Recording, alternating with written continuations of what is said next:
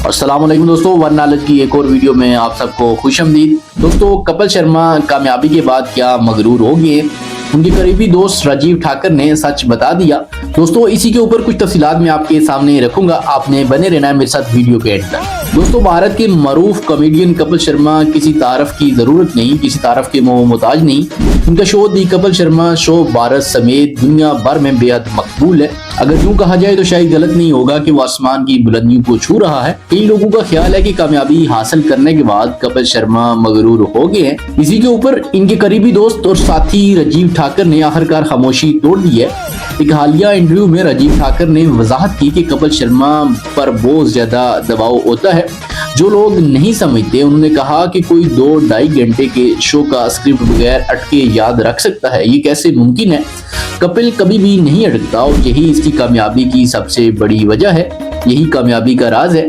दोस्तों, राजीव ने मजीद कहा कि कपिल अपनी शोहरत को बेहतरीन अंदाज में संभाल रहे हैं, जबकि वो खुद जो कपिल के मुकाबले में महज 5% कामयाब हैं। बाज़ औक़ात मदाहों की तवज्जो से परेशान हो जाते हैं, मगर कपिल हमेशा गर्म जोशी और खुशदिली से अपने मदाहों का सामना करते हैं। दोस्तों, कपिल शर्मा और सनील के दरमियान होने वाले झगड़े पर भी राजीव ठाकर ने तबसरा किया। उन्होंने कहा कि यहाँ कान नहीं लड़ता, अगर इनके दरमियान संजीदा रंजिश होती तो क्या आज वो एक साथ काम कर रहे होते।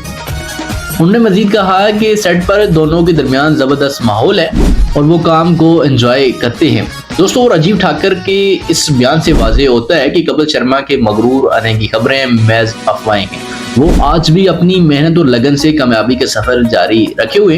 बहरहाल दोस्तों, नो डाउट इसमें कोई शक नहीं कि कपिल का जो शो है वो दुनिया में सुपर हिट शो है। शायद किसी भी मुल्क, कोई भी ऐसा मुल्क ना हो जहाँ पे वो ना देखा जा रहा हो, लोग उसे ना पसंद कर रहे हो।